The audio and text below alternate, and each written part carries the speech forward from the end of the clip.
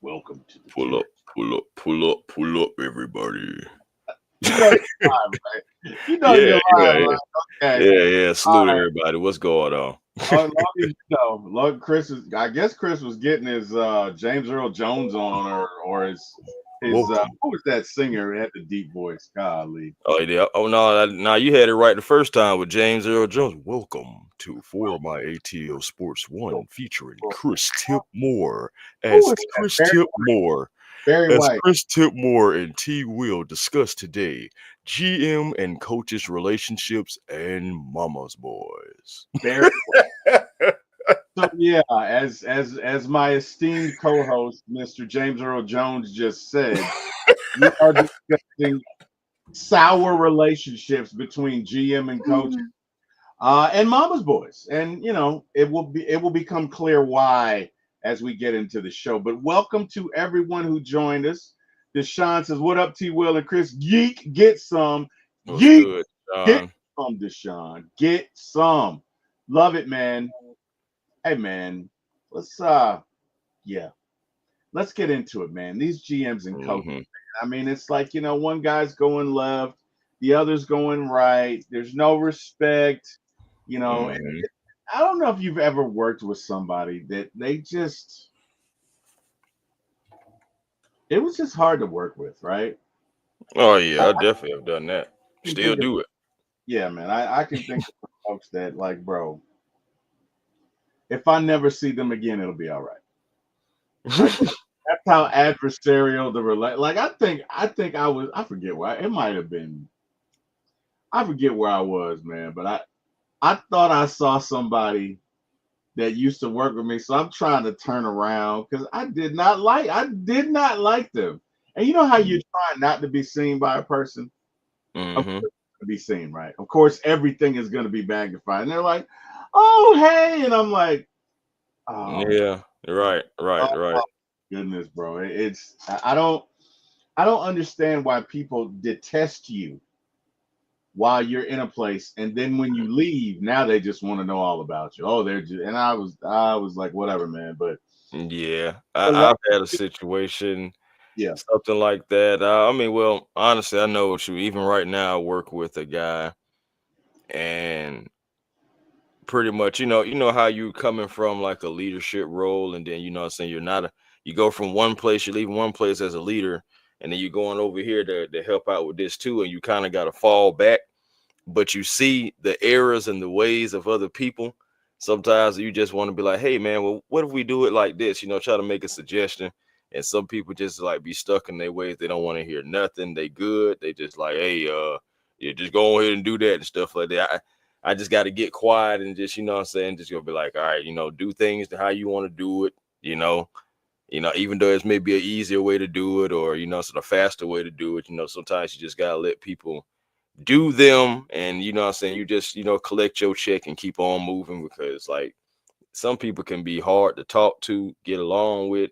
And I believe that it's very important for everybody to find their peace, and you're not going to be able to do that if you're upset or thinking about what you want to do to the person that you're working with. And so yeah, man, it's very important to have relationships. And when it comes to GMs and coaches goes, it's very important because uh one example that we're talking about that kind of like sparked the conversation between me and T-Will was the fact of what's going on in Denver. Denver, tell you, at the end of the season, they just let their GM and their coach go. I know early in the season, yes, Taylor Jenkins, he was let go. The GM and the coach, Taylor Jenkins, were not getting along, and you see what happens, man. I mean, I know the thing between Mike Malone and Calvin Booth. I know those two, this decision was happening, what I'm saying, going behind the scenes for months. And from what my understanding is, it was over team building philosophies. What I'm saying, Booth advocated for developing younger talent, and Mike Malone was relying on the veteran players like a Russell Westbrook. Even though they were winning, so the GM didn't want to hinder the development of the younger guys. And Mike Malone is like, well, I need veterans that know how to play the game if we're talking about trying to get somewhere. So, of course, they have differences. They're dividing the locker room, negative impact. team morale, performance, everything like that. I mean, it's crazy. Even with all that going on, they still were a top seed in the West and are going to the playoffs right now. But even though they won a championship, their first NBA championship in 2023, you can see if things are not going well between a GM and a head coach, it really doesn't matter the success. Things like this are going to happen. And I don't know, T-Will. I mean, it's just crazy to see this happen like that, man, from a championship team, a team that just won, and you also a couple of seasons, well, a season or so ago, and you also got to add Mike Malone to the list of the guys who won championships in like a season or two. They're gone. Well, I mean, how crazy is that, right? Because I'm gonna be honest with you. If the Hawks ever, and I mean ever, win a championship, that coach probably has free reign for about 8 years. Same with the Falcons. Let me tell you something. If Dan Quinn had won a Super Bowl in 2016, he's still here now. He possibly. You think he'll still be the coach right now? Bro, it's been 50 plus years. It's been 50 plus. If Dan Quinn wins a Super Bowl, understand the King Galactus size monkey that's off our backs. Right. Understand that gives the ATL legitimacy. Understand people can't joke with that, especially those darn Saints fans. They can't be like, oh, 2009, because we've arrived. We have it. We got one. You know what I mean? Like, I think he would still be here. I just. That's an interesting conversation because, I mean, the importance of what you're saying, I mean, it makes sense. I guess I'm just thinking about the roster turnover, the coaching turnover, like going through that spell with Desmond Ridder and all that stuff like that. I'm just like, would he want it to stay through all that? I don't know. You know, so the Falcons ready to move into a different direction, maybe get a different voice for the locker room. But I will say this. I know for a fact he doesn't get fired mid-season. Like none of that stuff. He would have got all the way to Black Monday if it was going to come to a point. But I do think it would have extended some time. I do think that. I think a Super Bowl or just a championship period does give a guy some time, especially in the GM department, maybe head coaches in NFL possibly. But you see this, bro. Again, Mike Malone just won head coach. I mean, excuse me, not head coach. He just won an NBA championship. That's crazy.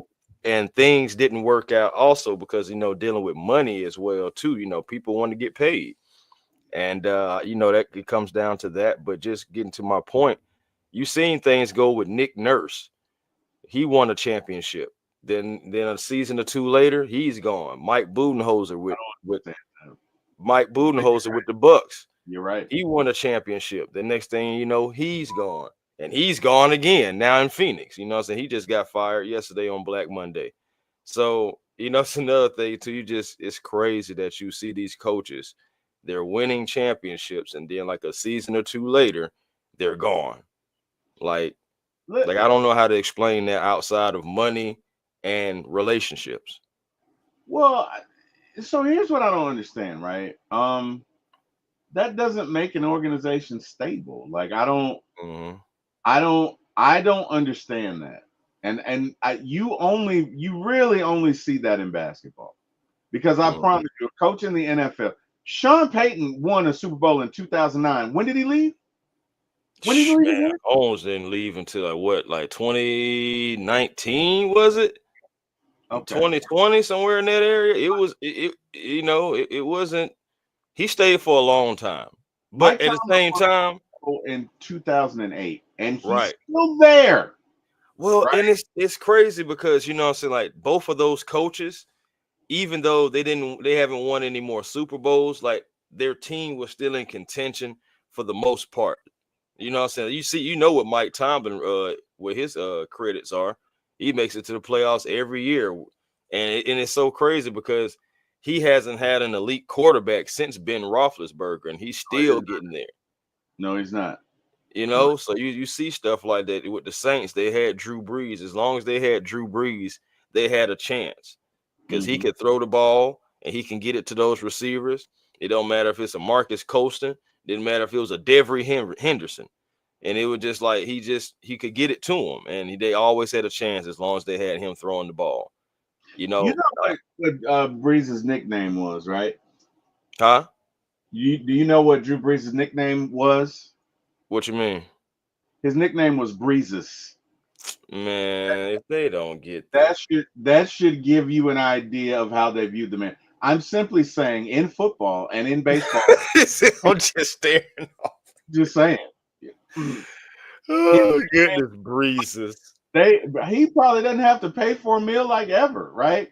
All Nah. He's loved in the city of New Orleans, and it's to Drew Brees' credit, is it's well warranted. You know what I'm saying? He deserves everything that he gets from the city of New Orleans and more, because he came over there and saved that franchise. Can you just imagine if Drew never goes to the Saints after the Chargers? Who knows what they be, if anything? So, no, I mean, um, I agree so with it 100%, man. I'm just saying that it's interesting that in NBA a championship literally means nothing because mhm, I don't. tough. They're going to be ups and downs, right? Most teams that win the Super Bowl the next year are not great. It's hard to get back. It's hard to win multiple championships. It's hard to build a dynasty. Especially Because, especially in the NFL, man, going back to back nowadays, that's just something you just don't see. I mean, you don't see because that in really any sport right you now. don't, About you know, going back to back. It's tough. Money plays a part. It's a guy, like, for example, you could have a guy. I'm just gonna make up a name. You can have Bill, who has a decent season, the year before. Then the following year, let's say Bill hits 275 for the season, 40 home runs, driving in over 100 RBIs.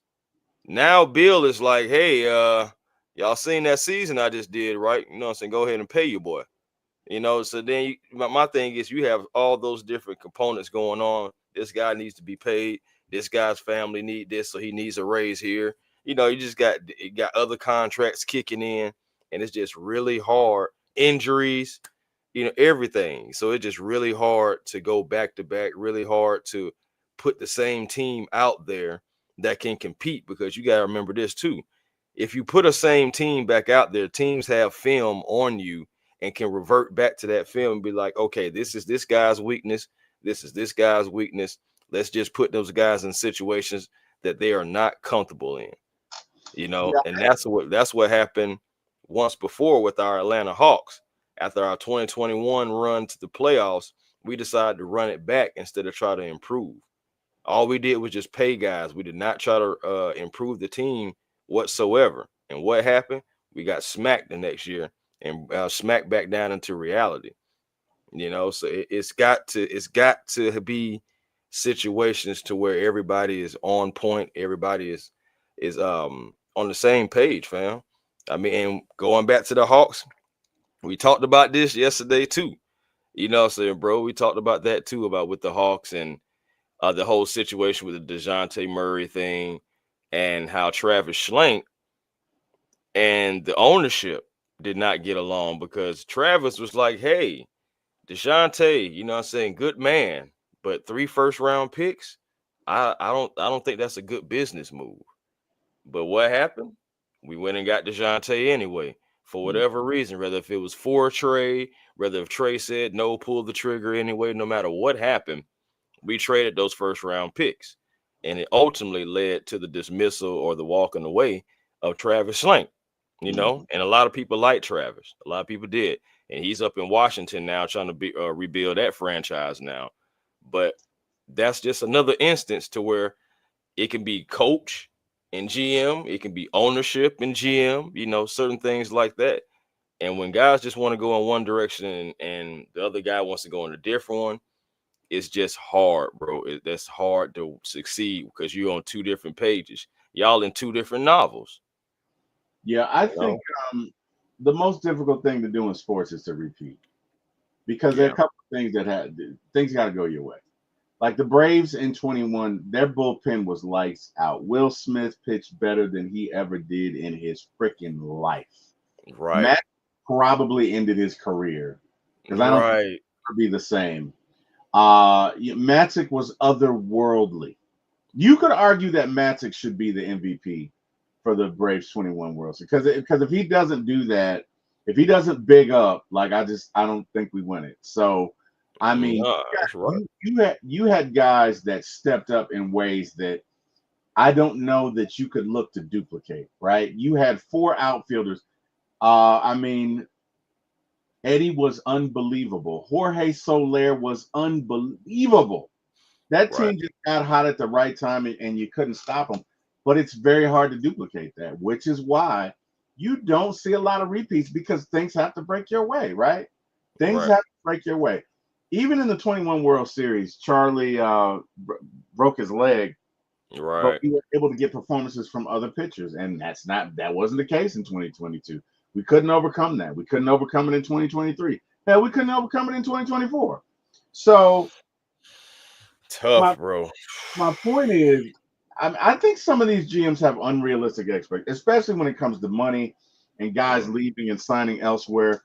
We'll move on, but I just wanted to make that point. So let's get to our Hawks, right? We have definitely had some dissension amongst the ranks in our Hawks. Monte Carlo says, A1, what's popping, pimping? What's Oh, good, man, family? say that 5 times. What's They popping, one pimping? was popping pimping. Say Mm-hmm. that. Okay. So Danny Ferry brought in booze, Mm-hmm. started the Spurs East era, stepped down after a racially insensitive scouting report controversy. Right? Yeah, man. Are Yeah, you you familiar remember with that that? was the whole comment about the Luol Dane, Yep. and I said at the time that's when Luol was still, I saying a kind of a prime time player, Right. and we were trying to figure out about bringing guys in here. I mean, for those who don't know, I mean, yeah, it was some comments that was said by Danny Ferry, and it was on a recorded line type thing, and it was exposed, what I'm saying, and it just got messy. It got real messy after that, what I'm saying, for a brief time, and eventually, yes, Danny Ferry did step down. He stepped down, and that stepping down sounds better than getting fired, so he stepped down to get away from the situation, and after that, shoot, Mike Budenholzer became our coach and GM for multiple seasons, So and can we draw from that maybe Booze and Danny Ferry didn't see eye to eye? Can we make that inference? I don't know if they really got an opportunity to really fully work together, because you think about it, when we brought Budenholzer in, Danny Ferry was kind of almost already on the way out the door after that, because Okay. Budenholzer comes in 2015, well 14, 15, and they probably have what, a few months together, 9 months at the most maybe, and Mm, then next thing you know, Danny Ferry was out of here. So I don't even think they really they had conversations, but I don't think they really got a chance to work together. And then, like you see here, from 2015 to 2017, that Bud was doing double duty. Um, yeah, he didn't last long in both roles. I get it, because that's hard though. You think about it, this man is being GM and the head coach at the same time. So it's a lot of decisions that he had to make.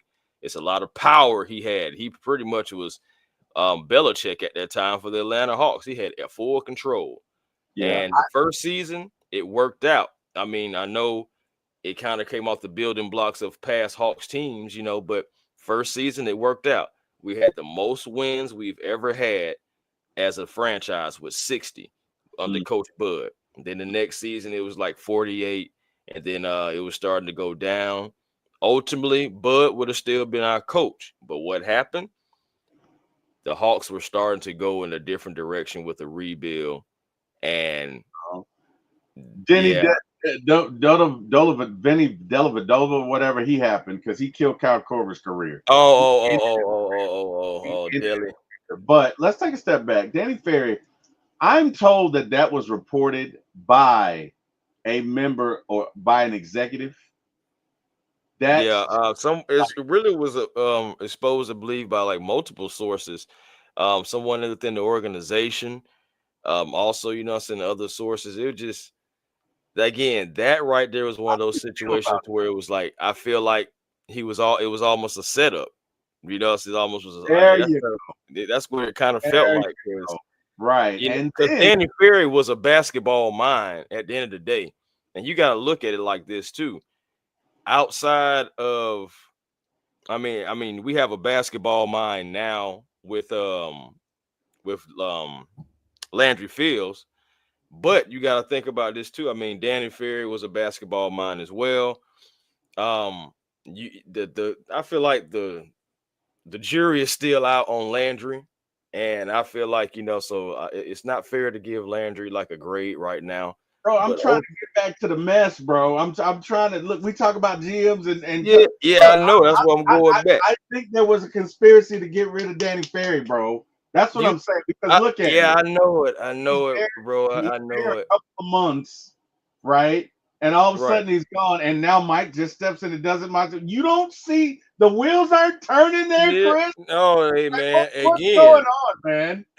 again. I just I don't know you know if watch Mike Mission Impossible. I know Budenholzer. you watch spy movies. Come on, I know, but I gotta just don't see know if it. Mike Budenholzer had anything to do with that. Well, I I mean, feel, I don't know either. Well, look, because it may be ownership. Because remember, at that time, around in that time, what I'm saying, Tony Wrestler and his crew, they bought the Hawks. So it could have been a whole thing to where I'm ready to come in as the owner, as the majority owner. He could come in and say, "Hey, look, I'm about to have some turnover. What I'm saying, so you're in this position, but I want my guys there." You never know. Like you said, spy movies happen, conspiracies happen, the information gets leaked, because my thing is there are things that are said all the time behind the scenes, all the time, but they are never leaked like that. You had situation this right here, and then remember the situation in Washington with Schneider. So I'm just saying, like, remember other situation, John Gruden. Dan Schneider was just okay. Dan but, Schneider. but also think about John Gruden too. Oh, but Think they're both about that situation as well. they're both disgusting. They're both because and not that what he said, not that what Danny Ferry said was any better. It wasn't. Mhm. But I don't think it rises to the level. Did you see what was in John Gruden's emails? Yeah, did you see that? Yeah. Like it was disgusting. I mean, it was like that dude's probably been to a couple of Klan rallies, man. It was that bad. It was bad, right? Which is interesting, right? Which is interesting because Kirk and some Falcons went to see him, Hmm. and I'm thinking to myself, if you were a Falcon, would you go to his house? Like, would you like? I mean, that's that. I mean, come on, man. I mean, what's he gonna? Well, I wasn't talking about you guys. I mean, what's Right, right. he gonna say? Some of my best friends are black. I have them over for dinner. Bro, when you get a chance, and I'm not gonna say them on this show because it would be insensitive, but it was incredibly inappropriate, offensive. It was degrading. It was demeaning. Okay. I mean, it was bad. Hmm. So, and I'm not saying what Danny Ferry did was light. It was light compared to Yeah. what John Gruden did. But it's interesting. I don't know that I would have gone. If Kirk had called Right. me and says, "Hey, I'm going. Hey, man, I'll see you. Yeah, I'll see you when you get back." I don't know that I would have gone. And I don't know. No, I think. that's fair. Would you go? Would you go? Mm, Would you go? probably not. So, I'm pretty sure I could have found something else to do. just yeah, just being real, I'm pretty sure. it was interesting. Who's the other guy you brought up? You said John Gruden and who? Oh, I was talking about Dan Schneider, so that whole Yeah, situation. Dan Snyder. Just talking about things just being leaked. Yeah, he's a People slime say ball. stuff all the time. We just He's a can't slime. see it. It's just not leaked. Yeah, but he's a slime ball. He's a slime. Yeah, He just yeah. bro. When he walks into a room, plants die. He's just ew. He gives me the Talking about same. when he pull up, the plants already start turning brown. Yeah, And man. He it's just just like it just, and the way that he was doing the fans, and the free and the building these renovations, you're not doing that. And the way that you're doing the fans, you're taking their Oh, wait a money. minute. He was doing the church building fund? Is that what he Bro, was doing? bro, I'm talking about those Washington fans went through it with Dan Snyder, okay? They went through it. So it's just like they're Oh, so happy that he's gone and they're trying to, saying, improve the team. That's why, they got guys like Magic Johnson a part of like ownership and saying, making little moves behind the scenes. Now they had to get better. They had to get better. You know what I'm saying? So in order to get better, you got to you got to cut the cancer. And that's what they had to do. That's what you have to do. You have to cut cancers in order to possibly get better. you definitely, Real man. real quick, I want to give examples. I have a couple of examples. I got 5 examples for you, T-Wil. 5 examples. What you got? My first example of guys in the organization not getting along. My number one smooth groove jam that I have to bring out is Phil Jackson versus Jerry Krause. 19 back in the 1990s. You remember, saying Michael wanted Phil. Jerry wanted to do things he wanted to do. Oh yeah, definitely must win night for the Hawks, man. I got my Hawk What up, shirt on Mr. Wade? regardless. Yeah, man, I got my Hawk shirt on regardless. We do have a huge game tonight. And we're gonna talk about that as well. Right now, we just chiming in on coaches and GMs or ownership and GMs or coaches relationships. But we're definitely gonna move into that as well. Like I said, real quick though, like I said, Phil Jackson, he was the coach. You already know he was the driving force of the triangle offense. Michael, Scotty, Dennis, Luke Longley, Steve Kerr, all those guys, just to name a few. And Krause, he wanted to move on from Phil Jackson because he thought Phil Jackson was getting too much credit for putting the Bulls together. And even though he's like, I'm bringing in the pieces and I'm doing this and doing that. And it was like, Jerry was like, hey, what about me? So nobody's saying anything about what I'm doing. And it's like he wanted all the credit. He wanted all the credit. And then what happened? Phil Jackson did not resign after the 97-98 season. I still remember the image of Phil Jackson riding away on his motorcycle when it was all said and done. And it broke. You're cutting out, Chris. Chris, we can't hear you. We can't hear you, Chris. Chris is having audio difficulty. Chris, we can't hear you. You there? You're muted now. You're muted. All right. Can you hear me or no? Now we can hear you now. We can hear you now. What up, Dixon Way? What up, What Mike? happened with that? I don't know. Weird, man. But yeah, no, I About, definitely. yeah, that definitely was a womp womp. I don't know what happened just then. Yeah, man. Like I said, I was just saying that they broke up the dynasty though. Jerry Krause, he wanted more credit than what he deserved.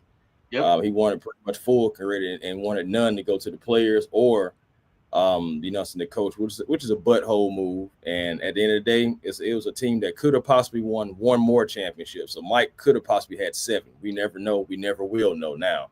And we already know that was the end of that. My second example I have for you, this is football now. I had to find some football. Bill Parcells and Robert Kraft. Bill Parcells, Robert Kraft. Eventually, Parcells did leave the Patriots. The beef is real. Yeah, man. Next one, Jerry Jones and Jimmy Johnson. Damn. Into the dynasty. Jerry's ego into the. I tell you, if Jimmy had been there another 4 or 5 years, they probably could have got 2 or 3 more championships. But hey, that's what I'm saying. That ego is dangerous, man. That because you know what? It's got to be about the team. You know what I mean? It's got to be about the team. I've won 5 championships in my life. I've won 3 in softball, 2 in flag football. No, 3 in flag football, 2 in softball. And the thing about it is, man, everybody has to embrace their role. You can't be looking for extra credit. You know what I mean? You can't Hey man, I'm just saying you can't egos kill teams. They do. They really do. Oh, I want this, I Yeah. want credit, and it festers from within. There's an old proverb that says if the enemy within is contained, the external enemy will have no chance. And it's true because these people beat themselves. They did, man. They did. Dixon Way, good morning, man. How you doing? Millie Mills, good morning. Mike, good morning. Yeah, a little housekeeping, Dixon Way said Barry and Jimmy is the biggest dysfunctional between coach and owner. It is. It really bro. is. It is like that was just so crazy, like because Jimmy was a winner. You know, there are guys like Belichick, like you know, what I'm saying, Bill Parcells and all those guys who would go have conversations with Jimmy Johnson. It's guys that's right now that would love to have conversations with Jimmy Johnson. You know what I'm saying? So I don't understand like how you fumble that because since you fumbled that, hey T-Will, until you do right by me. Right by me. Well, that is the personification of that because Bro, it doesn't look like they they have. haven't won since. They Yeah, haven't won Pam, since, bro. Auntie Pam says good Hey, morning. how you Take doing, Chris, everyone Auntie in the chat. Pam? Good morning, Auntie Pam. Yeah, man. They look it. I mean, it's ego, man. It's Mm-hmm. ego. It's I not got two every more for you. example. What you got? I got two more for you. Now What's I had to find a baseball one. You know, it just wouldn't make any sense. understood? Joe Torre versus Brian Cashman Yeah, back in 2007. yeah. I think he burned Joe Torre out. I Mm-hmm. think he burned Joe Torre out. You know what I mean? And you know it's New York, so I get it. But Remember, they tried to lowball him too. They wanted him to have a performance-based contract. crazy. That is crazy. And Joe Torre was like, Are you out of your mind? Do you know who I am? Do you know what I've been doing?" But Yeah, they tried to do that because remember the Yankees had started having some playoff exits. It's in a few string of them, like early y'all gone, and then next thing you know, they wanted to come after Joe Torre and say, "Oh yeah, we're gonna give you a performance-based contract." Joe Torre like, "Y'all ain't finna lowball me." It's right, after 12 seasons and right. 4 World Series titles. And 6 World Series appearances. Right. Like, how dare you try me like that? So that was another situation to where the Yankees, they fumbled their skipper, and Joe Torre, and they've been searching since, honestly. And the last one I got, now this one was tough because I couldn't honorable mention before the fifth one, because it was tough between the two. But Chip Kelly versus Howie Roseman. Oh, That was a they hate. dismal relationship, and that Yeah, didn't go anywhere. the And players hated Chip Kelly too. right. That's what I'm saying. And he was fired by before the end of the 2015 season.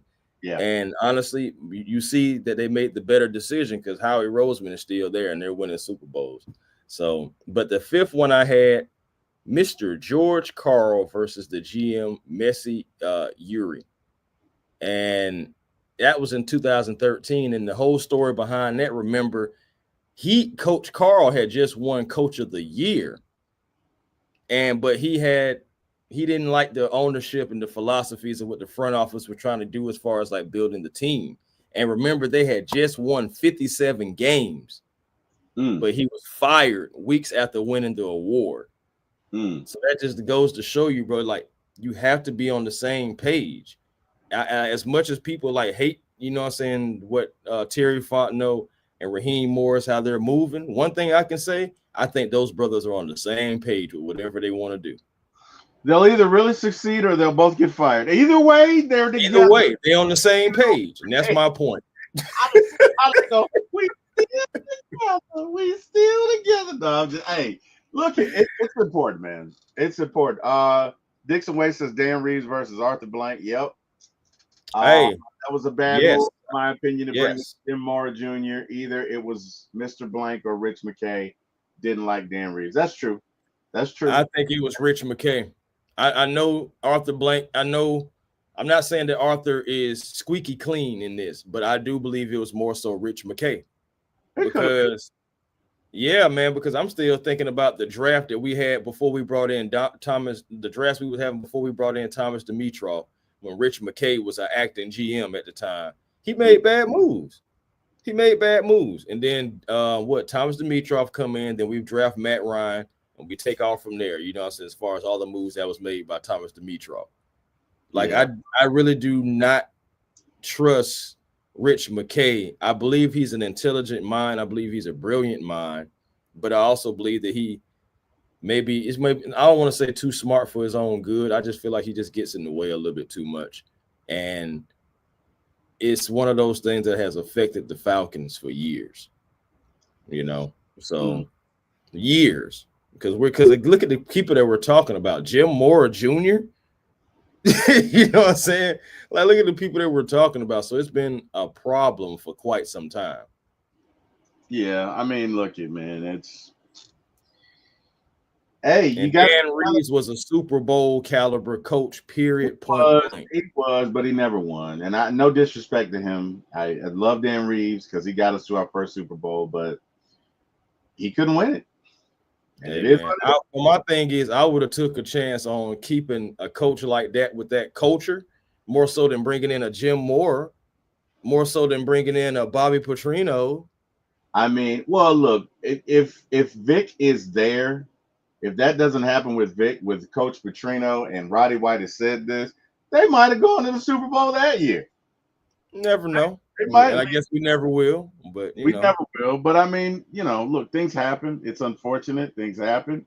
It is what it is, man. You got to move forward. That's real right here. Rich McKay has been living good off Tony Dungy and Tampa's coaching. That is for darn sure. He has. And that's no disrespect. Nobody's saying anything about that. It's no disrespect. We're just stating the facts.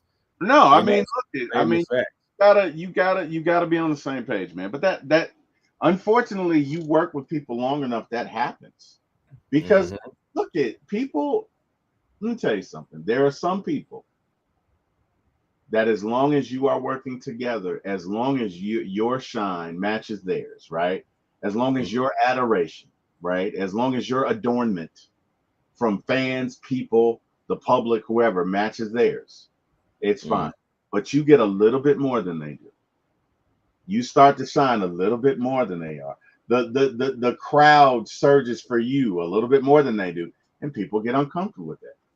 You know, they start to get upset now, and then when jealousy sets in, it's a cancer.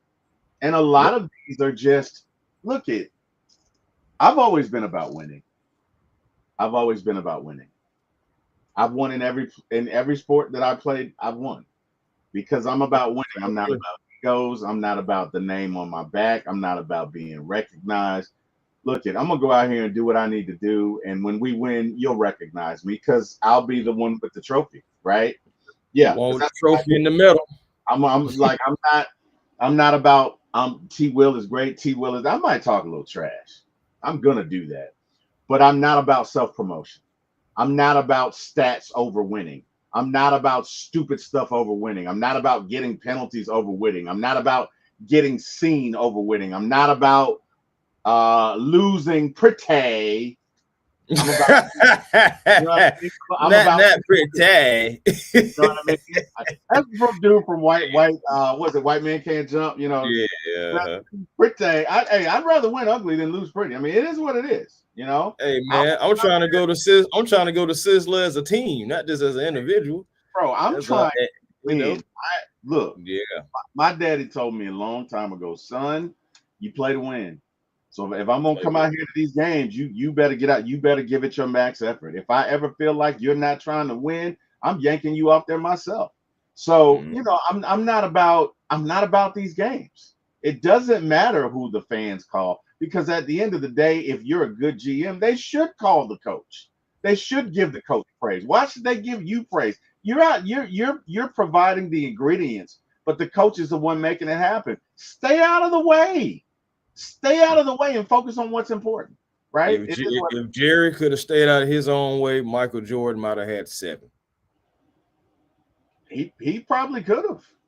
I mean, it's unfortunate, but this has been the pitfall of many an organization. It really has.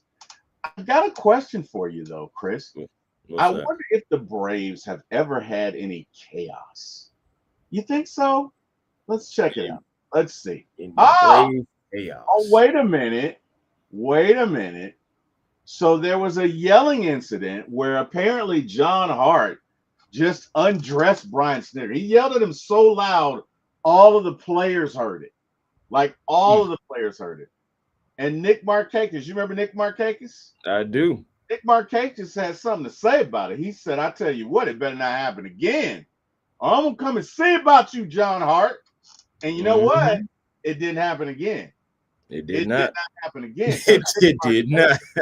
Was the sheriff in that clubhouse. He didn't play that. That's who kind of got Ronald Acuna Jr. in shape a little bit. Because when Ronnie came on the scene, Nick was there. Nick was like, all right, we're not doing that. Now, some of it, okay, but Nick was the sheriff. Because you got to understand, when the Braves came up, they're kids, right? So you had to have an adult, and Nick was the adult. Some would argue that Nick kind of helped them get to that stage of being world champions. I don't think he was on the team, but he really helped them to grow and mature. But he did not like that. I used to like Nick Markakis a lot, man, because just for those qualities that you're saying, I used to like it a lot. Nick, Brian McCann, guys that just no nonsense. Like for me, I feel like I gravitate toward like the older generation because they kind of like embody what I'm about. And that means, saying principles, no nonsense. Like I didn't get a chance to meet my grandfather, but I've heard so much about him and how he was just no nonsense, like it was nothing. And I really like cater myself to try to be like that. And that's why I also like kind of resonate with older crowds, because it's just like, yeah, you're not going to get away with that. So you may be like, oh, turn the other cheek and it's petty, let it go. It just, certain things just have to be handled because of principle. I knew you were going to I knew you were going to say that. That was a tremor in the force when I was like, he's going to say because of the principle, because that's who you are, man. And you know what? Yeah. You're absolutely right. They say strong men live by strong principles. So you are 100% right, man. But look, it's the Braves pretty much have been a very good organization. There was that time with John Hart. There was the thing with Copy where they were cheating with the international players. And of course, there was Frank Wren. And I don't think Frank Wren was well liked in that building. Plus, he signed BJ Upton and Dan Uggla. Jeez, bad moves. So, but I mean, outside of that, I mean, you had, 16 years of Bobby. You've had about 7-8 years of Snit. I mean, Braves fans are spoiled. Yes, we only have 2 world championships, but you've basically been in the playoffs every year, even last year, right? And why? Because of the cohesive relationship between GM and manager. I think that Anthopoulos and Snit work very well together. And you can see it. Yeah. They support each other. You know what I mean? And you have to have that. You got to have that. We got to do some housekeeping. Dixon Way says, what if the owner wants to play GM, or if the owner bought the team for his kid's hobby? Yeah, hey, I just told him, I said, that sounds very familiar, Dixon Way. Sounds like a basketball team that I know that plays today. But I want a team that will remain named. Talking about the Hawks when his kid had the idea to who did his kid suggest we trade? Herder? Was it Herder? Man, shoot, the kids were suggesting to bring in DeJounte.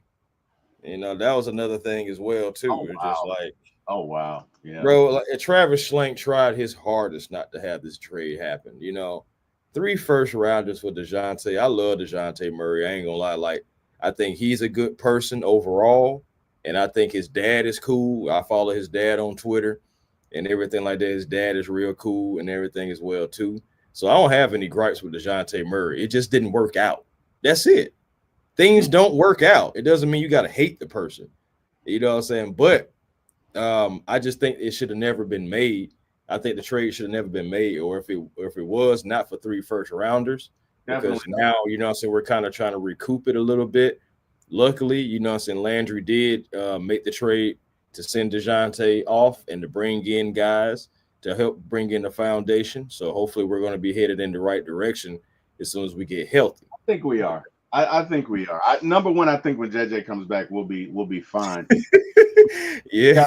We got got the mealy mouth little bastard.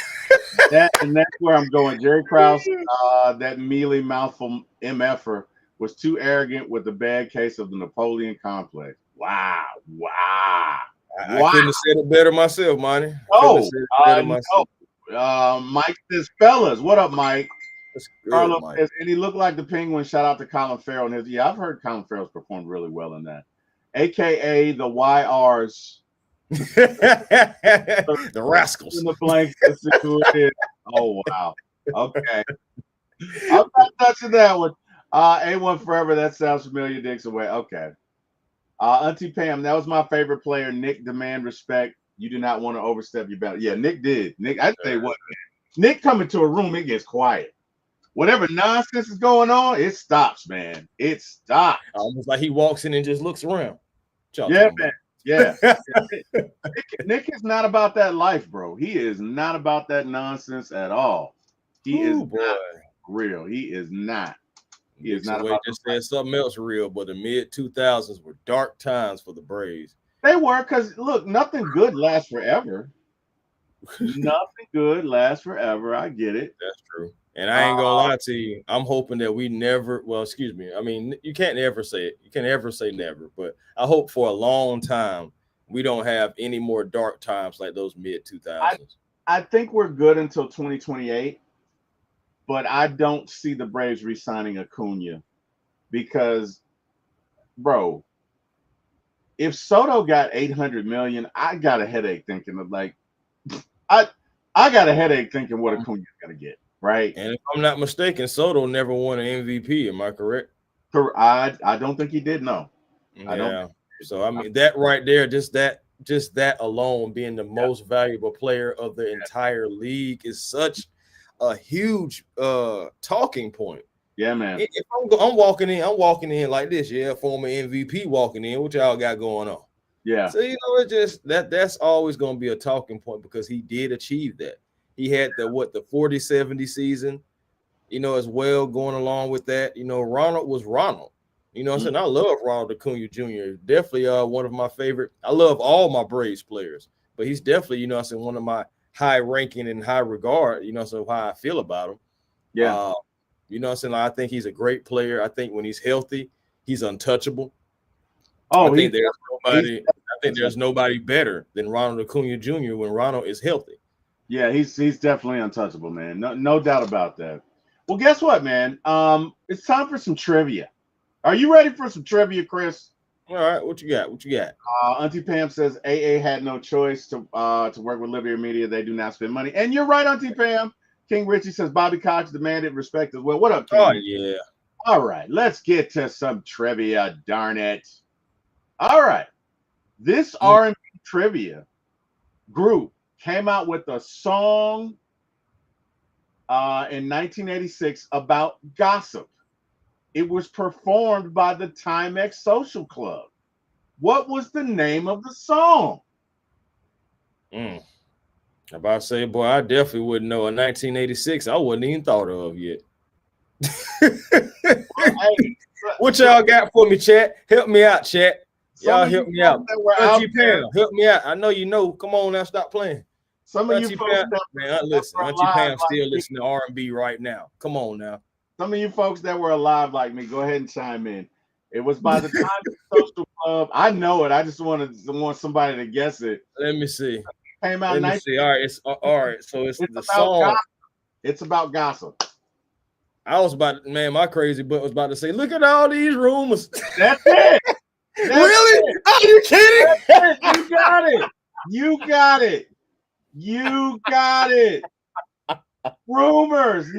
Are you kidding me right now? Timex Social Club. You got it. Look at all these rumors. Yep. You got it. You got it. Yo, talk about first time luck. You got it. Oh, look at Deshaun's late ass. Deshaun, you should have guessed that. Boy, you about as old as me. You should have been guessed that. What are you doing? Rumors. What are you doing, Deshaun? Hey, I swear I took a stab in the dark. I'm talking about with my hand over my eye.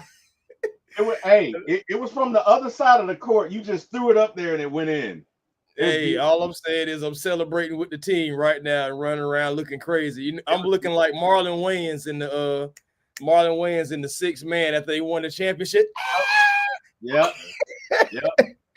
Exactly. Hey, great guess.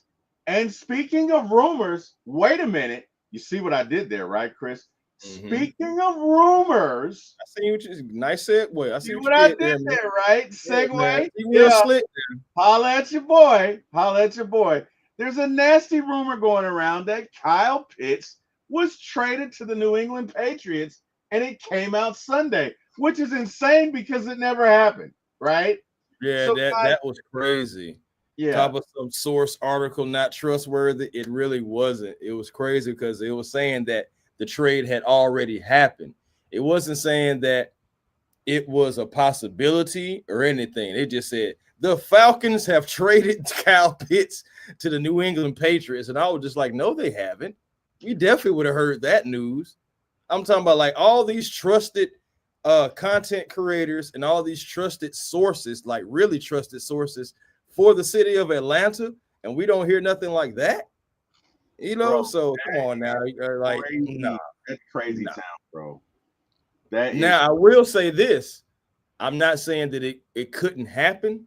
I just don't think it's going to happen because how it laid out was happen. It could right. How it was laid out because how it was laid out was like that offense. They got Stephon Diggs.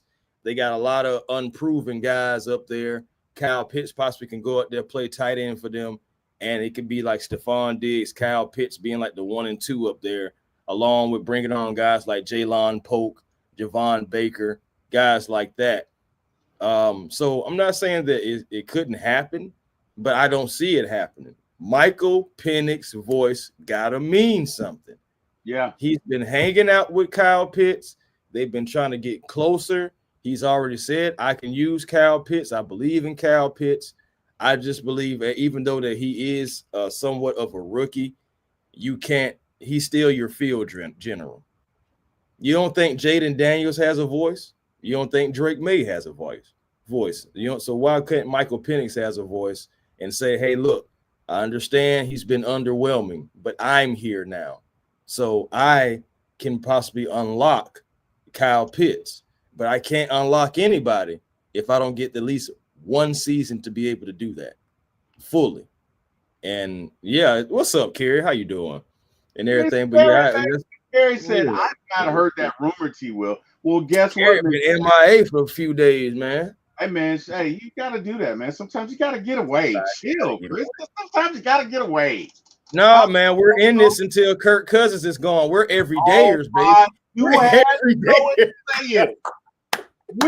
Why, Chris? Why? You had to go and say it. Why? Because it's been days. We've been doing too well. We got to bring some chaos. You're the guy to bring it back up? Jeez, man. Hey, check it. So this is for Carrie because she was like, I hadn't heard that, T-Will. From the Twitch Sports Network. No, I don't know if it's TWSN. I'm kidding. I don't know what the T right, exactly. Who? Kyle Pitts traded to the New England Patriots. And it was an outright lie, or at least it was when I initially read it. They could have gone back and edited it, but it said it actually. Wait, did they take it? I'm saying trade it. That's past tense, like it already happened. That's clickbait. Right. You can't do that. Yeah, I think they took it down because I don't see anything. Oh no, it's here. No, I say it's still there. No, them folks stick their chests out with pride with this one. Reports indicate that the Patriots have traded for tight end Kyle Pitts. Now, this was an outright lie. I mean, I'm gonna call a spade. And again, I'm not ripping them, but it was not true because Kyle Pitts has not been traded. I, like Chris, went to Google to verify, and nobody else was talking about it.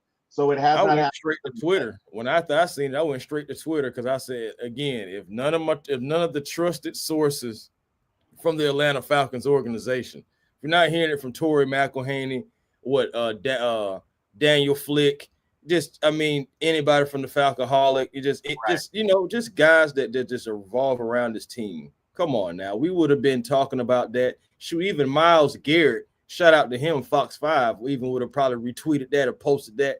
Man, it would have been all over Twitter. Twitter would have been blowing up. Yeah. and us as content creators, we'd have been blowing up YouTube right now. Yeah, condolences to Miles. He recently lost his grandfather, so condolences. No. Yeah, oh, condolences to Miles for real, man. Thoughts and prayers going out to you and your family, brother. Definitely. So, with I got that a question.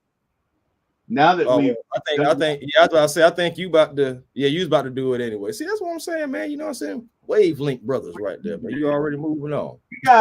Hey, y'all, we got the hot topic of the day. I mean, Chris, it's so hot, I don't even want to touch it, man. It's like hot, right? It's a touchy situation, honestly. It's hot, bro. It's so hot, right? It is so hot, bro. You ready to get into it? Are you ready to get into it? Let's do it. Let's get into it. So, Jaden Daniels' mom is, shall we say, not about that life when it comes to potential love interests for Jaden. Wait, Carrie says, sorry, T-Will. I should have said I haven't verified. I haven't heard the Cowboys straight rumor from a verified source. Oh, Carrie, ain't nobody tripping. I'm messing. Carrie, you're good. You are good today, good tomorrow, good yesterday, and we love you. You ain't got to worry about that. Yes. All right. So what we're asking, what Chris and I are asking is, how far is too far for somebody's mom, right? So where is the point of demarcation? Where do you draw the line between protective mom and overbearing mom? And Chris and I had would you call it a very granular, detailed discussion about this last night, Chris? Yeah. I think that's a good one right there. I would say we did. So to those of you who don't know, Jaden Daniels' mom was criticizing for separating women's hoop star, what's her name? Juju Watkins. Juju Watkins from her son, Jaden Daniels. In other words, she said, no, you're not going to be dating my baby. No, you're not. But she ain't playing the radio with no female, though. She just straight up and down. She had an interview where she was sitting down and someone asked her, hey, what are you worried about the most when it comes to your son? And she said, women. She said, I am worried more so about women. Ain't nobody fit to make people have their eye on people, and no one is going to make my son a baby daddy. You know, nobody's going to leech off of my son. I trust no woman out here. That didn't come from me. That came from Jaden Daniels' mom. And we've seen examples. We've seen Juju and Jaden smiling, kikiing, laughing it up. Next thing you know, you see his mom come and separate them, sit right in between them, and Juju looks so uncomfortable. That was so she funny. Yes, it was hilarious. What are you talking about? I found it hilarious because she was so uncomfortable because it was like, okay, we were vibing and everything like that, and then your mom comes and sit right between us. Now, Juju, I don't think Juju is a hussy. I think Juju got something going on for herself. Hussy? Yeah. I pulled that one out for you, T-Will. I pulled that one out for you. I pulled that one out for you. Wait a minute. Hold on. Did you just refer to someone as a brazen hussy? She's not. She's not. Wow. Man, Juju got a career. Wow. Juju got her own money. Juju got her head on straight. I have not heard hussy in a while. It's been I had to pull it out. Had to pull it out one time. You had to blow the cover off that. Oh no, I ain't gonna lie. It was cobwebs and dust all over that one. You better believe it. Let me put it down. Okay, so she is not a promiscuous woman, is what you're saying. She's not. Wait, what do the young folks say? She's not for the streets. That's what the young folks say, right? Yeah. She's not for the. You almost sounded disappointed that I used like like I would have rather gone with Huzzy. Okay, I'm sorry. Continue. Go ahead, Chris. Yeah, but at the end of the day, man, the argument is Jaden Daniels' mom going too far? Because everywhere you see Jaden, you see his mom. Now whether Now, whether you care about it or not, I'm wondering about building relationships. Because if mom is here, is he able to really build a relationship with a woman? Is he able to become friends with a woman? Because I believe that it's cool to be friends with a woman before you just like jump into things, you know what I'm saying? Like, see how y'all vibe and all this stuff like that too. And even with that, it is a chance that y'all can be vibing for months and it still not work out. You know, some experiences is like the best teacher and everything like that too. But it doesn't mean that y'all can like have any like beef with one another or say, hey, you know, some people been wasting time and stuff like that because things just don't work out. You know, so or things just, you know, sound better as friends. But my point where I want to get back to is, guys, like, when is it too much? When is enough enough? Like, when would he be like? And the reason why this is such an interesting conversation, because I love my mom. I ain't gonna lie, I'm a mama's boy. Yeah. T-Wil, you know what I'm saying? God rest his mom's soul. And I know T-Wil is one as well. So we definitely want to have this conversation as two men that love their mom deeply.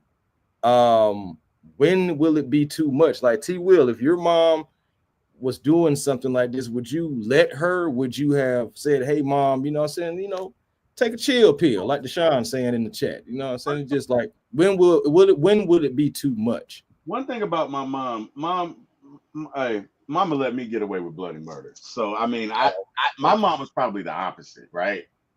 Like, I could have, look, I could entertain girls in my room, and I'm gonna leave it there. I'm not, fix your dirty minds, people. I'm just saying, like, I could, you know, if I had a girl over, my mom would trust me to have her in my room. It was never a big deal. Like, she would never pull that move that his mom did. But the other side of that, Chris, is there are women out there who do have agendas. You better believe it. How much is this contract? And the next one's gonna be at least 70 million, bro. You better believe there are women out there in every state lining up, getting ready. They're gonna be at his hotel. There are some women they have nefarious intentions.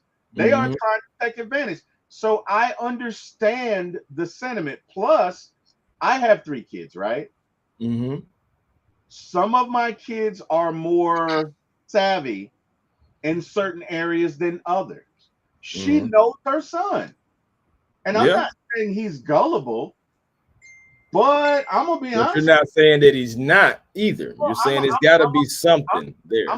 I'm gonna be honest with you, man. I'm glad I'm married. I'm glad I'm not single out here with all of these, you know, body modifications and all of this other stuff out here. And you out here just trying to go to your hotel, and bruh, you come, man, bruh. Like, some of these women, I'm glad I'm not in the life. I'm glad I'm not. The good book says pray not to be tempted, right? I'm glad I'm not in that scenario. But if I were a single man now in my 20s and I'm making that kind of money, Lord Jesus, I can only imagine, right? So it's not like he's like the third string kicker, right? He is the quarterback. He is a star. He is an upcoming star in the NFL. Panties are raining from heaven. And I mean, no offense to anybody out there. I'm not misogynistic at all. But sometimes you just got to keep it real. Panties are being thrown at him from every direction. This man can't go anywhere. And moms ain't doing nothing but smacking them things away like Jackie Chan Adventures. Bam. Because, hey, she knows her son. And maybe he is. Let me tell you something. Just like men lie, women lie. And women are better liars in a relationship than men, because when a man lies in a relationship, a man will change his pattern, right? If he's cheating, a man will literally be home 3 hours late, 5 days in a row, if the offer is there, because men are primal. And so if there's an opportunity, they're just going to lie. A woman, if she's going to do it, she's going to plan it. All of her friends are going to be in on the lie. Everybody's going to know their part, and she's not going to break her pattern. So if she goes to get her hair done on Wednesday, that's when she's going to go to do the on Wednesday. And I know, never mind how I know. But anyway, you know, back in the day, I wasn't always, you know, I'm just saying, you know, hey, back in the day, man, you know, young single T-Wil, college, hey man, I was about that life. So I've seen plenty of, I've seen it both ways, right? I've seen, you know, I've seen women line relationships and men, and all I'm saying is there are some very gifted young ladies out here who can craft a story and have somebody believing that up is down. Have, I mean, look at all you got to do, and I mean no disrespect, but look at Travis Hunter. That is a car wreck waiting to happen. I If he pray for him. doesn't know, I pray for him because he literally doesn't know. He literally does not know. He doesn't know what's going to happen. He literally thinks that this girl loves him. And the problem with this is I don't believe anything people say. I watch what they do. Dude. You get what I'm saying? Like if you out to 2 o'clock every morning, but you coming in telling me you love me, I'm good. I'm good. Because your actions say different, right?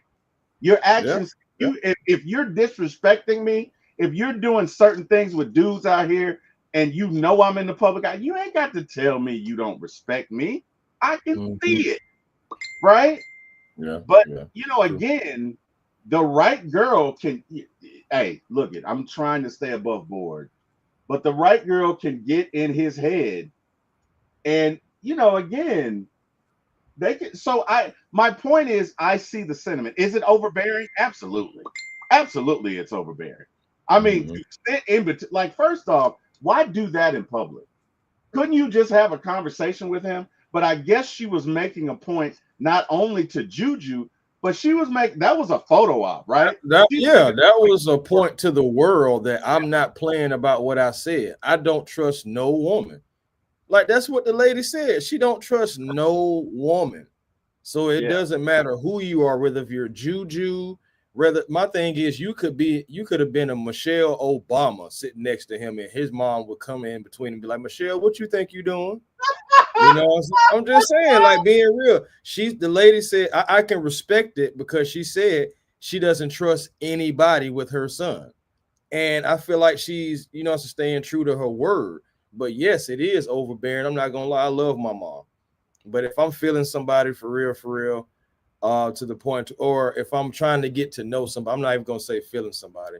If I'm trying to get to know somebody and you just keep coming around, sitting between us, all that stuff like that, because it's got to be a choice as well. Because like from his point of view, when are you going to be able to say, hey mom, like I actually do want to get to know this one. I understand your place and I appreciate you. I love you for everything that you're doing for me, but I don't know, I'm starting to feel away and I would like to at least start a friendship with this person. Not saying that we got to get in a relationship today, tomorrow, next week, but I would like to build something and let's see what happens in a year from now. Let's see what happens from 2 years from now, because I am in the public eye. I am the quarterback of the Washington Commanders. And I also believe that, a guy like that doesn't need to really like just rush, especially when he has his mom down his back anyway. He's not going to be able to rush.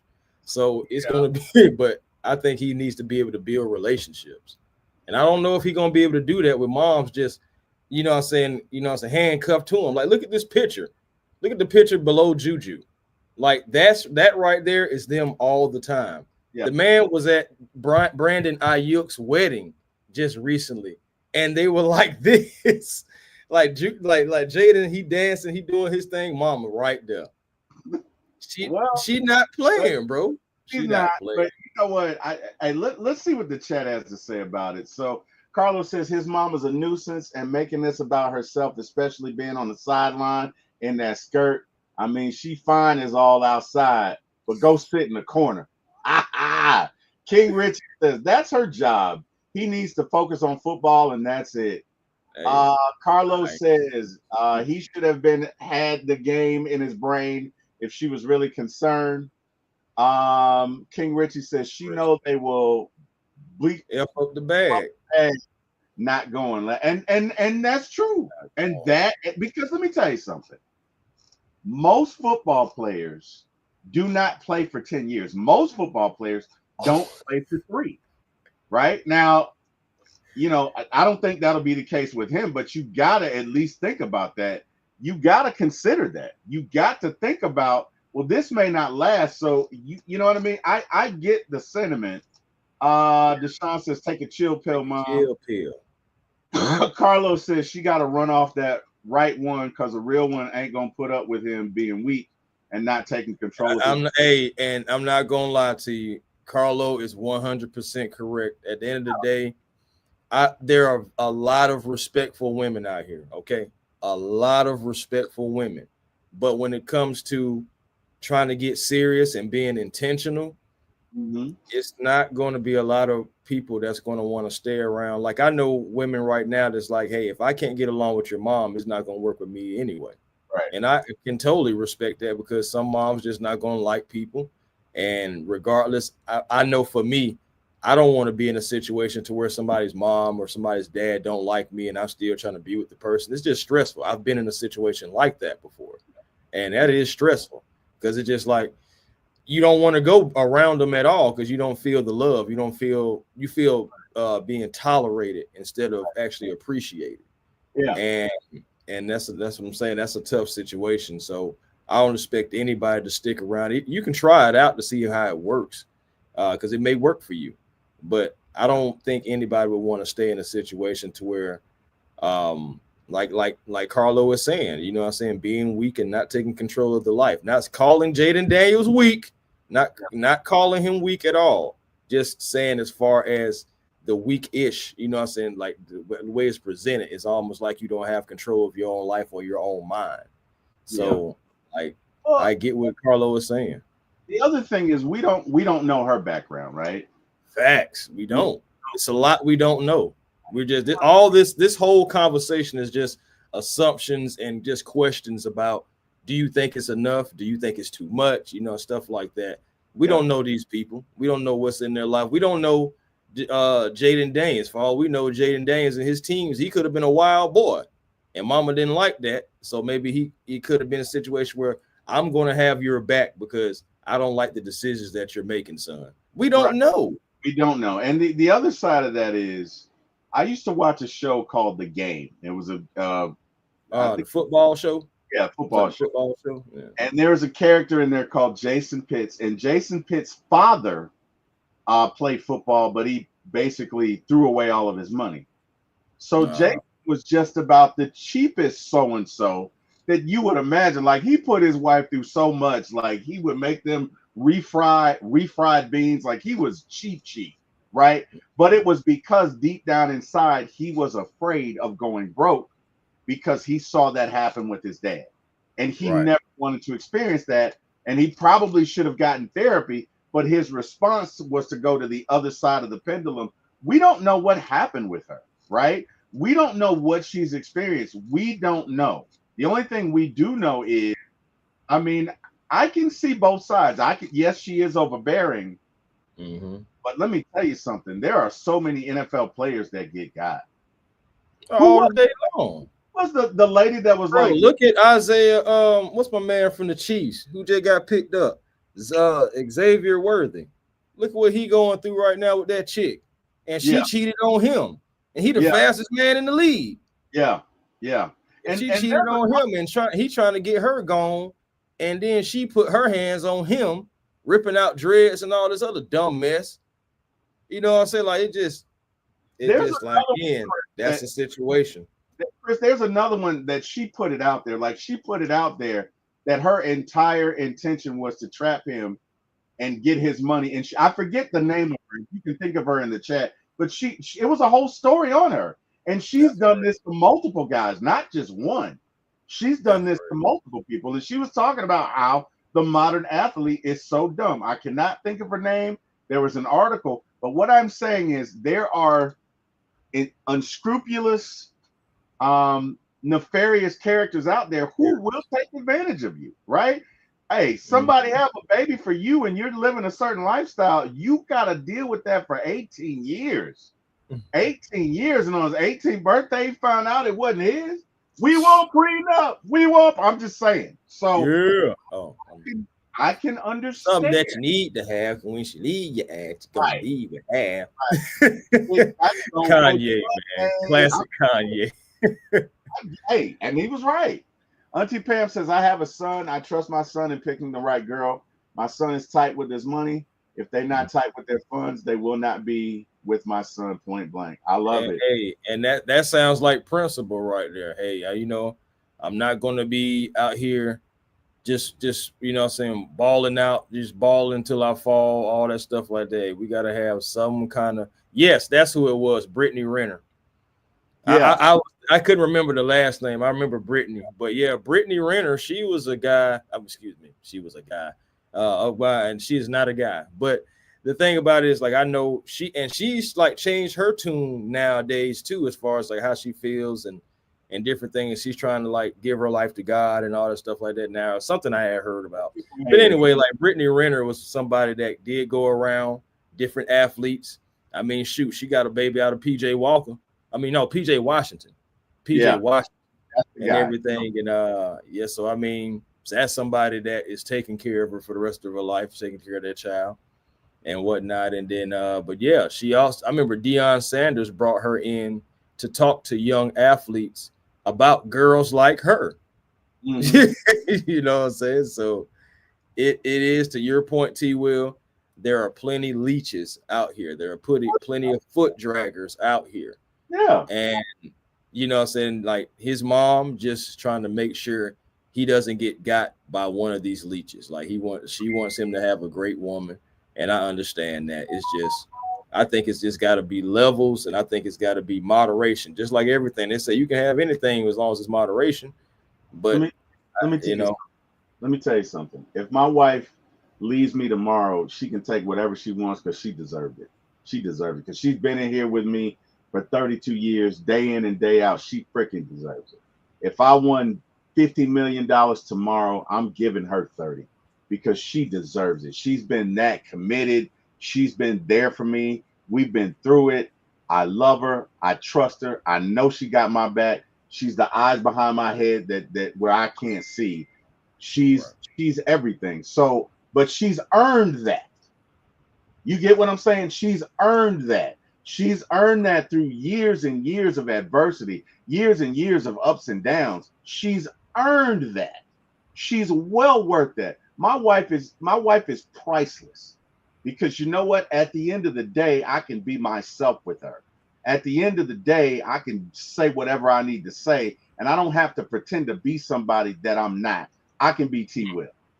You get what I'm saying? And that's important. If you can't be friends, it's not going to last, because newsflash, people, you ain't going to look how you look while you're young and sexy when you get old. You're just not. Father Time often is cruel. You might gain a little weight. You might get a few gray hairs. You might get some wrinkles. You're not going to look that way always, right? I mean, I don't know, maybe with surgery, but the bottom line is that's why people get surgery, because they're trying to keep up an appearance. They are, but you know what? I'm going to be honest with you. That's a sad existence when you imagine if you had millions, Chris, but you don't know, because I don't like myself. Well, no. It's not that. It's not that you change. The people around you change because of the money that you have, right? Mm-hmm. And the thing about it is, it's a sad existence to live when you don't know if somebody's into you for you, or they're into you because of your money, because they know who you are. Understand, they know who you are, right? Lowe said in an interview, on a show, we were together, Big Lowe. He says, well, Terry, you're a public figure now. And I just laughed. I laughed, because I'm like, I mean, okay, whatever. Lowe is a public figure, right? Mm-hmm. But I cannot imagine being a quarterback of an NFL team and everybody knowing my name. And everywhere I turn, there are women who know me. They know what I got. My salary's public. They know what I'm going to get. And they're already counting my dollars. And it's very difficult dating, because you have to go into it thinking, okay, how do you trust this person, right? How do you trust this person? Because she knows who you are. She knows what you have. It's not fair. You don't know if they want you for you, or if they want you for your money. And the problem with this is, and look into this, when a lot of NFL players leave the league, they get divorced. Why? Yeah. They can't afford that lifestyle anymore. And the women weren't in it for them anyway. They were in it for money, right? Because You sign an NFL contract today and you're a running back, you might not make it 5 years. So you can't do what everybody does with your $5-10 million because again, what 10% of that has to go to the agent. What 50% goes to taxes. So 10% after all of that is more like what 3? Man. 500,000 on a Phantom. I mean, I'm just saying. so Get your Dennis Schroeder on. Right. So you gotta look at it. You have to look at it. It's not easy.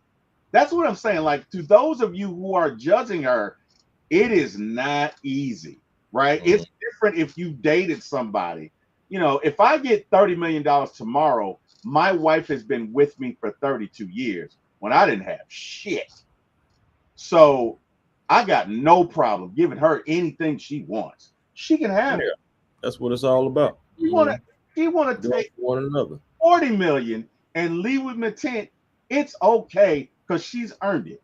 Because she's been that good for me. My wife wiped my mother's behind when my mom didn't want me changing her. So my wife and my daughter would change her. And I don't know a whole lot of folks that would do that. And let me tell you something. When you're taking care of somebody that can't take care of themselves, that's not glamorous work. I did it for my dad. It's not easy, right? My wife earned whatever she wants. And it doesn't matter when it is. Whatever she wants, she's got it because she's earned that. But that's earned, right? Mm-hmm. There are a lot of these sack chasers out here. It's a lot of women that think on the first day they're supposed to have everything. Oh, there you go. Like it's crazy. I've met women on the first day, and within the first week, I'm already being asked to pay their rent, and I'm just like, you're out of your mind. I'm just not going to do that. I'm a principled guy, and one thing about it is I'm not desperate for anything. I'm not thirsty for anything. Everything that I want, I've already experienced. So it's just like, at the end of the day, you know, I said it's all about having general relationships, having genuine people in your corner. And like you said, you know, I said having a wife or having just somebody, a companion that'll be there for you through thick and thin, do things for you that they didn't normally have to do. They didn't, because again, your wife didn't have to do that. No. But she did that, you know what I'm saying, because she loves you and she knows you love your mom. Yeah. And that's all it was. That was that was the end all and be all for her right there. Yeah. That was the hardest time in my life. That was seeing my mom going through that. There's nothing I can do about it. And I mean, you know, there was one time where my mom had a BM and she was so embarrassed. She was embarrassed. You know what I mean? And I was like, it's okay, Mom. It's okay. But my wife and my daughter, they were just great with it. The way they treated my mom, I will forever love them. And I can't thank them enough. And that means more to me than money. So, you know, again, advice to the fellas out there and ladies, marry your best friend. Yes. You can help it. Marry your best friend, because my wife and I got to know each other, but we are friends. We've gone through some ups and downs. There's some days we didn't like each other. Look, every year ain't gonna be great. You know, every day isn't gonna be great, but we are friends. And at the end of the day, we can talk to it. I mean, we can talk to each other. I'm sorry. At the end of the day, we can talk to each other. There's a saying that says, friends can be lovers, but lovers cannot always be friends. And it's true, right? My wife knows who I am at the core. We don't agree on everything. I know who You're not going to. I know who she is at the core. But at the end of the day, we can talk about it. We can work through stuff, man. There's superficial stuff that's going on right now. Oh, I love her because she got this and she got that. She ain't gonna look like that forever, bro. She's not. And you're not gonna look like that forever. And what if you get sick, right? Marriage is not about being happy. Marriage is an agreement. It's a covenant with you, your mate, and God. And it is not easy. But at the end of the day, you choose to love a person. You choose to love a person every day, because that contract is not just between you and her. It's between you, her, and God. And all I'm saying is these young folks got it wrong. But my point, and let me come back to it because I got on a tangent. The bottom line is Jaden is incredibly young. What's he, 22? Yeah. He's 22. Like, He I didn't know think anything. 23, 24, man, like somewhere in that area, 22, Right. something like that. Yeah, he's young though. If he's a sheltered kid, some woman could come along and turn him out. Mm-hmm. Look here, I've seen a lot in my 54 years. I've seen men come and go. I've seen women get turned out. I've seen, and when I say that, I mean, somebody that's sheltered, they get with this person who's out there and wild, and they Right. can handle it, right? Yep. And they fall in love not only with the person, but the way they make them feel, not realizing that this is a part of who this person is. And there's going to come a day when this person gets bored, and now they're going to treat you like whatever because they never loved you. You get what I'm saying? There is a difference between love and lust. Some people are in love with being in love. They don't love you. They just want to be in love with somebody, right? Somebody, anybody. If you ever got one of those friends that everybody they deal with, they in love. No, you ain't in love with nobody. I ain't gonna lie to you. I have no friends like that, and I don't want any. If I ain't you gonna lie. that's like everybody's beautiful, every woman. Now, if everybody's beautiful, nobody's beautiful. You get what I'm saying? Everybody they meet is beautiful. No, nobody's beautiful. You just want to be with somebody. You just and it doesn't matter. You'll find something to love about this person, but that's not love. Mm-hmm. That is it's not. It might be attraction. It might be infatuation. That's not love. And the whole point, young people, and I'm talking to y'all now. You talking with Uncle T-Wil. The whole point is find somebody that's going to make you a better person. Find somebody that when you walk into a room, they light up. And when they walk into a room, you light up. Find somebody that when you're together, y'all speak your own language. Nothing has to be said because it's understood. Find somebody that's going to love you at your worst and motivate you to be your best. All that other stuff will come. Money and status, it will come in time.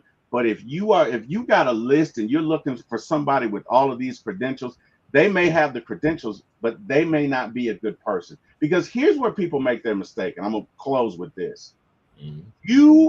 I can meet somebody and we can be at the same point in time and we can fall in love. But if we're not moving in the same direction, right? If I'm going this way and she's going that way, in about 10 years, we're not even going to know who each other is. Why? Because we were never moving in the same direction anyway. What do I mean? Well, if I like to save money and she like to spend money, that's a problem. If I like to go to church and she don't go to church, that's a problem. If I like to go to work and she like to smoke crack, that's a problem. It is very important when you choose a mate that you find someone with similar belief systems. Because at the end of the day, that's what's going to get you there, right? You can say all this other stuff, oh, we can overcome it. It is very difficult to overcome. Yes, some things are. Right? It is very difficult to overcome. You need to ask about holidays. You need to ask about family. You need to get to know her family. She needs to get to know yours. Because however the mother is, 9 times out of 10, that's how she's going to be. So if you're looking at her mom, hey, dang, that's so crazy. Like, I mean, that's not 100%, but for majority of the time, bro, I gotta admit, like, sometimes the mom and the daughter go hand in hand. In my experience, sometimes, not all the time, but sometimes. Right. How was her relationship with her dad? Right. If she has one. Did she see a relationship with her mom and a man or her mom and her dad? Because if you've never seen a relationship, you don't know how to have one. These are all conversations that you need to have going into it, because I'm telling you, the more you look into the abyss, the more the abyss looks back into you. What does this mean? This means that whatever you see growing up, it becomes a part of you, whether you realize it or not, right? Whether you realize it or not. So it is very important that you find your person. You have a better chance if you have similar belief systems. If you see the world the same way, doesn't guarantee it. There are no guarantees. But if you meet somebody that is their belief system is totally the opposite of yours, that's going to be a problem, right? My wife and I, when we first got married, she was like, well, I don't take the tree down until whatever day. And I was like, what? And she was like, black eyed peas on New Year's because good luck. And I was like, we didn't do that, whatever. You know what I mean? But these were small items, right? We both were Christian. We both believed in, for the most part, we believed in similar views of child rearing. She doesn't really like to discipline. My parents were all about discipline. So we did disagree on that, but we found ways to work through that, right? But these are the conversations you got to have. Like, what's the holidays going to be? Because a lot of people just think, oh, in their mind, oh, you're just going to come to my house. But like, no, I want to see my family too. What if my family doesn't live in the same state as you? Right. These are now we got to have travel plans. It's like everything got to be discussed. Communication still rules the nation. Right? Oh, well, we spend every holiday at my parents' house. Not anymore. Not anymore. We're gonna have to work this out. These are all things people need to consider, right? How do you vote? Because you have to have that discussion. It doesn't seem like I've never had that discussion with anyone. You have to have that discussion, right? About who you're voting for? Yes. Not about because I can understand. I can understand though. Not about who. I'm saying like how do you vote? Oh, because if you're a Republican or a Democrat, you view the world differently, right? Right. So, of course. And again, real quick lesson: Republicans believe in personal responsibility. Blah blah blah blah blah. Republicans basically believe in big business, small government. Democrats believe in big government, small business. Okay, business, right? That's the major difference. Now, all this other stuff, I'm not talking politics. I'm not getting into it. I'm not. Please don't. That is just for it. But if you're talking about marrying someone, you need to have those discussions. Because what you don't want is you don't want it to come up, right? Right. After you're already with the person and you guys are diametrically opposed. It can cause issues, right? You need to know Falcons or Saints. No, I'm kidding. I'm not kidding, but I'm kidding. But the point is, there's certain discussions you need to have, right? I mean, I love my wife, and I probably would still love her if she were a Saints fan, but I probably would not be here on Sundays because it would go down. But look, I don't see myself any way I could really, because I mean, going back to your points that you've made, I don't see myself really just somebody that's actively, always on the Saints. I feel like that would be tough to do. I dislike them so much. Yeah, it would almost be like politics, like Democrats and Republicans. Let me ask you this. I dislike them so much. Let me ask the point you where I can't root for them at all. I'm never wearing your colors. Don't ever ask me to put on a Saints hat. It's like never going to happen. Like, so it's like I got to ask you this question, Chris. What if you get married and you have a son and your son grows up to play for the Saints? It's like I'm gonna be rooting against the Saints. No, I'm just playing. I'm joking. Honestly, I'm gonna have to at least have some love for them. I'm still gonna dislike them to a degree, just because I've grew up like that. But if I have a son and he goes and play for the Saints, that will be the first and only time that I've ever put on a Saints jersey in my life. I'm not putting on a jersey. I'm not, and it's funny. I mean, if you got, first of all, if that thing say more on the back with my son's name and number, I'm throwing on the jersey. That's I'm not putting on the jersey. I'm not. It's funny, right? It's funny the differences. So how are you supporting them? Well, here's the thing, right? My brother and I had this conversation, and my brother, my brother, Eric is hilarious. So because I asked him this, we had a probably 20-minute conversation about this, and I said, bro, if your son goes to the NFL and plays for the Saints, what would you do? You know what his response was? Tell him to ask for a trade. No, he was like, I would miss my son for those 6 months. Dang, that is crazy work. Now, I'm sorry. I love my fandom. I am a Falcon fan through and through, but one thing I put over my fandom is family. Like Hey, man. I would have to. I wouldn't like it. I ain't say I like it. Yeah. But at the end of the day, I'm going to support my child. Like I don't care what team he go play for. It can be the Bucks. It can be the Panthers. Yeah. At the end of the day, my principle is I'm going to support my son, and my son would be more important than my hatred for that team. That's just where I'm at with it. I would support my son. I'm not wearing a jersey. Like I would go, and honestly, I would tell him I'm rooting for you, but I hope you guys lose when you play us. You can win any other game. But I mean, my thing is I'm gonna have the Saints jersey on, but I'm gonna have a Falcon hat on, Falcon shoes, you know, I'm saying, something like that, maybe. And maybe I don't put a jersey on. Maybe I got a shirt. If they got a shirt with more on the back, I can wear the shirt. You know what I'm saying? So it just I just want something with that more on it. Bro. And you know, I know it's representing my son. I get it. I get it. And I respect it, but I will never put a Saints jersey on. I will not. I will not. I will not. I will not. I won't do it.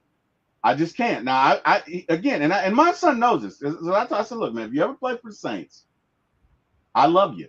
I love you more than anything in the world.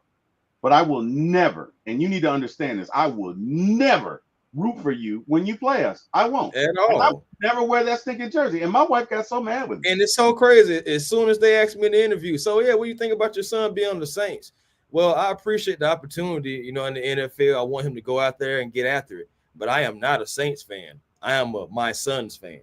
I promise you, I will be out there saying that I don't care nothing about, you know, nothing. I'll care about the success of what my son does because I am not a Saints fan. I am a Falcon fan. While I have a Falcon hat on in the interview, so it just like, you know, it's just crazy. Shout out to King Richard too. He said I broke up with a woman because she was a Saints fan. I'm for it, bro. I've stopped talking to a woman before because she was a Saints fan and she was like die hard. It wasn't like she was fair weather. Maybe I could have done it if she was fair weather, maybe. But at the end of the day, she was die hard and she was already talking smack in like the first couple of days. I couldn't do it. My wife is the only woman that I would, because she's my wife, and I've loved her since the time I met her. But that would be very contentious on Sunday. Like it would get. Because I'm not doing the house divided thing either. My house is Falcons. It's gonna be divided. Let me tell you, because it's gonna be divided. I probably.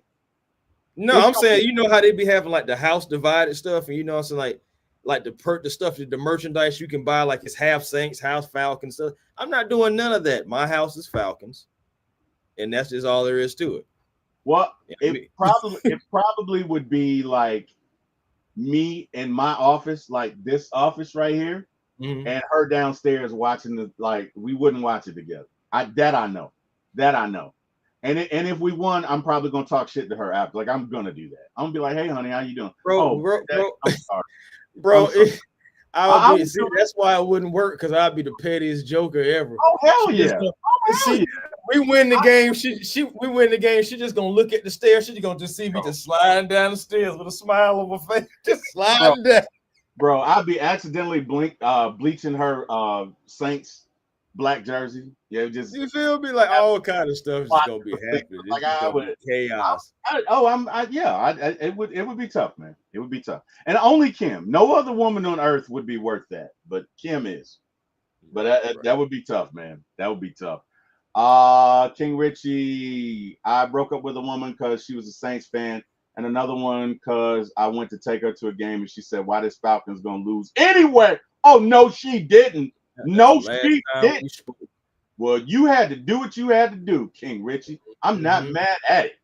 Hey, man, you gotta be a man of principles out here. You start talking noise about them Falcons, you got to go. Hey, man, let me tell you something. Let me tell you something about Lisa Shepard. I forget what Lisa Shepard and I were doing. We were somewhere, and somebody said something and it was sideways about the Falcons. Man, she cut her so quick, Chris. When I tell you, Lisa it was just, let me tell you something. Lisa is if you ever have any doubts, do not question her failure. Because my mouth dropped. I was like, what just happened? And she made us, and Lisa was like, no, don't do that. We're not doing that. We're never doing like it was so quick, right? It's like she had practiced it. Like, bro, Lisa's Oh, real. Miss Lisa was waiting for the moment. Like, Lisa, hold on. Is Lisa Shepherd got a smack a bitch? Hey, exactly. You get sideways with them Falcons with Lisa if you want to. You're gonna F around and find out. Carlos says Cam Newton did a show about Pitts. Gotta go check that out. Yeah, I gotta check it out too. I gotta check it out too. I gotta check it out. Man, I'm gonna tell you what happened. I seen the thumbnail, right, King, Carlo, and I seen that it was like an hour and some change, and I said, I'm gonna have to get back with you, Cam. I'm busy right now. But I do plan to check it out because I've seen clips from it, but I do want to see it in its entirety to see what Kyle had to say, to see what Cam had to say. You know, Cam Newton really has no filter. He'll go out there and say whatever he feels. So I'm interested to see what was said in that interview. I'm see if I can. I'm definitely gonna check it out this week for sure. Yeah, man, definitely. Lisa Shepherd says, "Good job, King Richie. You don't need that type of energy in your life." Amen. Says a friend of mine's son played for the Patriots. She went to Foxborough wearing her Falcons gear. Darn right. Carlos says dating an Aints fan is low key. It makes good. Oh, it's low key. Oh yeah. For trash talking and best. I bet it does. That's true. That's true. Again, you're gonna have that house divided for sure. You're right about that. Carlos says fun. I guess that's what he was saying. Yeah.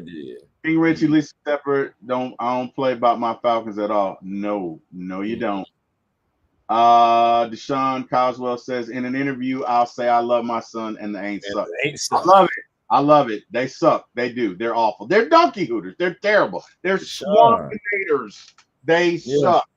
Deshaun Coswell, I was married to a Panthers fan. It was kicking her team, but every year. Now. We're not gonna keep talking mess about my team, Deshaun. Well, your team need to win something because they suck. Get some.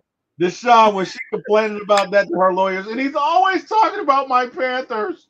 I love them. He's always talking. Was that it, Deshaun? Like, was that a part of that? I don't know. I'm making light of it. I probably. Man, I can see Deshaun right now.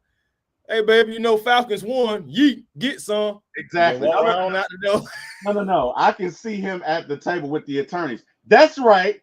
They do suck. Yeet, get some, because we're gonna beat their ass the next time we see them. And his attorney's like, Deshaun, no, that's crazy. No. That's crazy. All right, man. So look, bottom line, I don't have an issue with what Jaden's mom is doing. She clearly feels like she's protecting her son, and look at. Only she and he know why, I mean, I get it. I understand it. It is cumbersome. It is bothersome. It is intrusive, but it may just save him millions. And at the end of the day, Terry likes his money. I'm just saying. That's what it's all about. I like my Benjamin. So I'm not mad at it. I mean, I get it. Because look it, bro, half these folks that you see together that's married now in the NFL, they're not going to be together in 10 years. And I'm not trying to be cynical, but it's just the truth. They're not. They're not going to be. Right? So, yeah. I don't necessarily have a problem with it. I believe that she is protecting her son. I'm not sure if it's her only son or not, but she's protecting her son. And at the end of the day, I feel like in a world where it's easy for one person to be with you one day and to be against you the next day, it's important to have as many relationships and as many people in your corner that support you, so like really support you and really care about you and what happens with you. I believe that's important in 2025. And his mom is just like, look, y'all do whatever y'all want to do. I'm going to be there for my son. You're going to see me, so I don't want you to get anything twisted. Yes, I am here. And I will always be here. But I do believe eventually, and maybe, and for all we know, it could be something to where it's like, all right, Mom, when I'm ready, I'm going to say I'm ready, and then we're going to kind of like do something different. Yeah, it could be. It could be. So, because building relationships with people, are still important. I believe it's important to do that. And we'll see what happens with him. So I don't think it's a wrong party in this. And I don't think, you can have your opinion. Oh, she needs to, give him some space, and you can have the opinion, no, she needs to be right where she is. I don't necessarily think it's a wrong answer. I just think it's an interesting conversation. and something just to kind of like, if you're out at a coffee shop, you can have this conversation. You know what I'm saying? I feel like it could be a good one. Yeah, no, I mean, I don't think it is a wrong answer because look, you know your kids, right? I have 3 kids. They're all different. They're all. If we have certain conversations, I have to talk with them differently, right? There's certain conversations I can have with Zach I can't have with Maya Mariah. You know, there's certain things I can say to him and roll off his back. You know, I can't say that to my daughter. There's certain conversations I can have with Mariah I better not dare have with Maya. So you get what I'm saying? You have to know your kids. And look, sometimes you have to make decisions based on that. My father told me something that was wrong as all get out.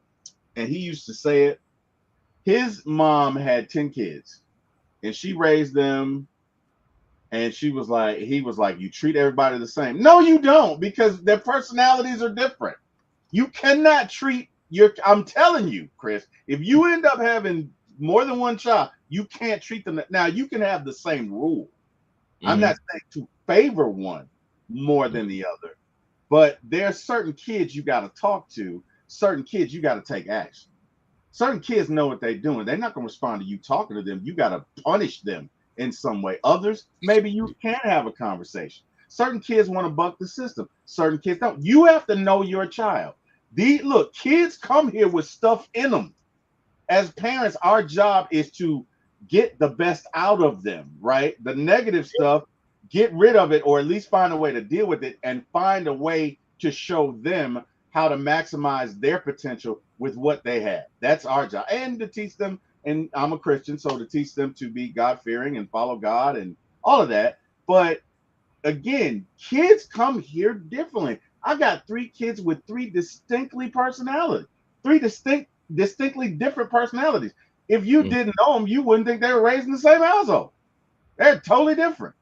So what do I look like having the same conversation with Maya that I do Mariah? They're totally different. They are totally different. They couldn't be more different, right? So that's what I'm saying. And what I'm saying is, in the case like where another son may get agitated, another son may feel like, oh, you're stepping on my toes. You know what I mean? Maybe she doesn't have to do that with somebody. Maybe she has to do this with Jaden. I don't know if he's been sheltered, but maybe she feels like this is my only way. And it may not be forever, Chris. It could be until he's 26, 27. You know what I mean? Until he's gotten a certain amount of savvy up under him. Until he's been in a life a couple of years, right? You get what I'm saying? But we don't know that. We don't know the dynamic. He could have been sheltered his entire life. Okay, you not let you do this. Not let your do me a favor. Don't let your son go on any dates, right? And then let him go to the league and meet these 30. Good luck. Good luck. He gonna run into one of them old school Brittany Renners. He might have 3 or 4 women pregnant. Oh, are you talking about Anthony Edwards? I'm just, bro. All I'm saying is, all I'm saying is, look, asking the question. Back in the day, okay, T-Wil loved him some women. Okay, yeah, talking about myself in third person. And if I had $50 million, I probably wouldn't even be alive with the stuff that young T-Will would have done. Have mercy. And I probably would have. So you gonna be T-Will to still? Let me tell you something. I would have populated this earth. You hear me? I would have been fruitful and multiplied. I'd have been out here. Bro, young T-Will was wild. And that's what I'm saying. Like, we don't know. Jaden could be wild. Jaden could be low-key wilding. She could be doing it too early. We know what's going to happen. We don't know, right? Is it overbearing? Absolutely. But let me ask you this. Is 22, at age 22 now, is that person the same as somebody who was 22? Of course not. They're not. Mine way more polluted. Thanks. Too much that so that they have going on. And you think about it right now, there are some parents out there right now, they're not raising their kids. The tablet is. Thank you. And there's no discipline, right? That look, I've had certain conversations, with my wife about discipline, because I was like, you're not consistent. You discipline when you're mad. Like, you discipline when, like, you just Okay, on Monday you told them 3 times. On Tuesday you told them 4. On Wednesday you told them 7. So the child gets conditioned to not doing what you say, but doing just enough to not make you mad. Whereas if it's me, you get 2 times and then it's going down. Because clearly spoken word is not working for you. So we need to go to alternative means. You get what I'm saying? So I'm consistent. So they know, right? But my point is, and there is a point. My point is we don't know the dynamic that Jaden has. We don't know him. So she may very well know what she's doing and why she's doing it, and she could have a good reason to do it. Or she could be completely overprotective. We don't know. Good discussion. It'll be both. It could be both. It could be both. Before we get ready to get up out of here, man, I do want to ask, what are your thoughts about the Hawks tonight versus the Orlando Magic? You know, so what are your chances as far as us winning tonight? They're playing in Orlando, right? Yes, we are in Orlando. I don't like them. You don't like it? I don't like them because we don't. Number one, we don't play them well, or at least the last couple of times. And number two, we really don't play them well in Orlando, right? Now, with that being said, we'll probably win by 30. I'm kidding, but I mean, you never know. It's playoff. You're gonna get playoff Trey, and playoff Trey is a different kind of dude, man. What do you young folks say? He's different. That dude is different. So Trey come out here and get 45 and 20 assists, and we could be like, hey, Orlando, we'll see you. It was good knowing you. We're on our way to Boston. Yeah, I think the Hawks have an opportunity tonight. One thing about it, Hawks got to play their game. They got to play with pace. They got to play. They got to get out in fast break, and they kind of got to make. They got to clog up the lane and make the Magic shoot more threes. The Magic are not a good 3-point shooting team, of course. Against the Hawks, they may turn into the Golden State Warriors of a few years ago. But at the same time, though, we just got to play up to our competition. We won on Sunday, but of course there were no starters for each team. And shout out to Keaton Wallace, who had a triple-double too, by the way, in that game. 15, 15, and 10, I think. You think he plays in the playoffs? Do I think he plays in the playoffs? I'm not sure. I think it's going to be like a 9 or 10-man rotation, honestly. I don't know if he makes the cut. I really don't. I think Vit Krejci would make the cut over him. I think so, yeah. I think so, too. So the Magic, they are a big physical team. We know that we're going to have to be physical with them as well. I would have loved to have Clint Capella just as another big man for this game. Not sure if he will be there because I think I said this weeks ago. I thought Clint played his last game as an Atlanta Hawk weeks ago. So we'll see about that. But yeah, they definitely got to play with pace because the Magic can't keep up with their pace.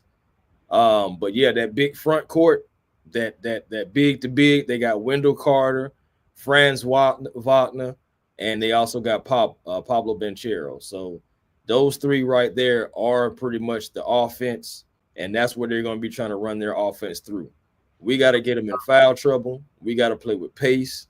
And, you know what I'm saying, we got to knock down our shots. I think Trey is going to be good because they don't have nobody that can stop him.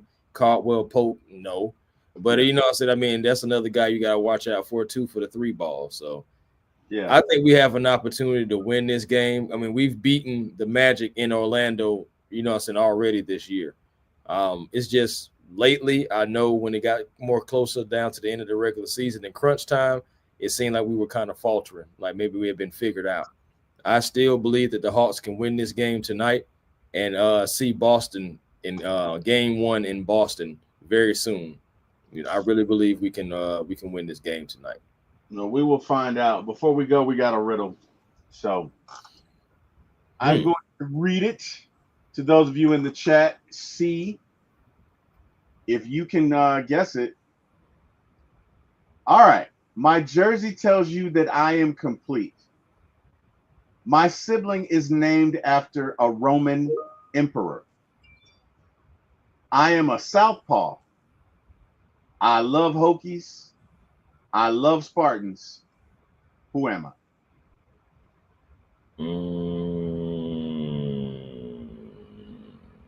got Craig in the chat, by the way. Craig, step in here. Craig says Magic are big in physical front court. Yeah.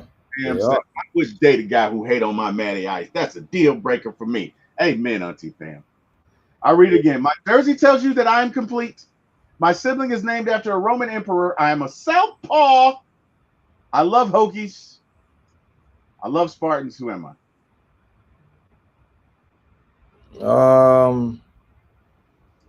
Wow. Only thing I can think of.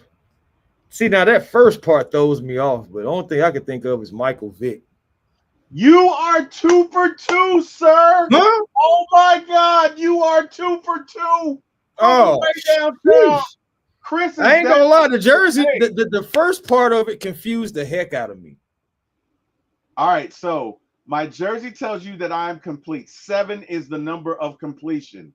My sibling is named after a Roman emperor. That is Marcus Aurelius. Yes. Yeah, I had that. The southpaw was like, and then the Hoagies, Virginia Tech. Virginia Tech. There you go. So like I was there. I was like, and that's why I was like, bro. I felt like I was like, bro, I don't know who the heck that's. I was like, I don't think I can think of it as Vic. Chris, you killed it today, man. You killed it. You killed it, man. Wow. You killed it, Chris. You were awesome. Beginner's luck, man. What can I say? Beginner's luck. Man. Oh, shout out to Craig. Craig got it too. He said Michael Vick. He did. And shout out to Craig as well. He did. Craig in the biz. Craig is in the chat. Hey man, you gotta watch out for Craig. Craig, you know what I'm saying? That's the same Craig that, you know what I'm saying? I know. I told T-Wil he keep that thing. And Craig, I do keep that thing, although I can't find it now. Damn it. Hey man, appreciate it. Hey man, beginner's luck, man. That's all I can say because that first one I think was more beginner's luck than the Michael Vick thing because I was like, the only thing I could think about is that, but that rumors. That's the only thing. It was so crazy. My mind was like rumors. I think you're just smart guy, and you know how you fight with your mind. You're like, no, it's not. Yeah. So you gonna say that and sound like an idiot. I think you're just a smart guy, man. Hey, tell these folks where they can find you, bro. Hey, man, make sure you catch me on A1 Forever Sports, man. Steady, always trying to grow this channel, man. Working my way to 4,400 on our A1 Forever Sports. So please come over, like, comment, subscribe. Plenty of shorts, plenty of videos like this, lives, everything like that. It's so much different content you can find on A1 Forever Sports. So just please come on over and be a part of the A1 family if you're not already a part of it. And also catch me on the Hawks Digest as well. It is play-in time. I know me and Walter Pollard, we're dropping content over there as well. Growing that channel. I know Walter has been taking care of business over there for the past couple of days. But your boy is going to be back on tonight talking Atlanta Hawks basketball, hopefully in a win. And hopefully, you know what I'm saying, talking about how we're going to be gearing up for these Boston Celtics. Also, Twitter, A1 Forever, Instagram, A1 Forever, and the real A1 Forever on TikTok. Again, that's the real A1 Forever on TikTok, man. You know what I'm saying? T-Wil is always great doing shows with you. You know what I'm saying? As always. And hey, we wouldn't be here without you guys. And first and last, but certainly not least, we wouldn't be able to do any of these things without God himself. So amen. You said it all. Look, everyone in the chat, thank you for joining. Appreciate it. Couldn't do it without you. Wouldn't want to do it without you. That's what we do. That's what we do it with. You could have been anywhere in the world, chose to be with us. Thank you. I definitely want to thank God. Thank you, Jesus, waking me up, allowing me to do this every day. I appreciate it, and I'm not worthy. I thank you. Last but not least, amen. I'm thinking about my mama today. Mom, I love you. I appreciate you. I miss you every day. I'm trying to keep my promise to you to be the best that I could be, and I just want you to know, Mama, I love you. Last but not least, shout out to Mr. Eric Parker and Jack Spade for giving my shot in this business. You guys have an amazing day. Thank you, everybody, and see you when we see you. Goodbye. Peace.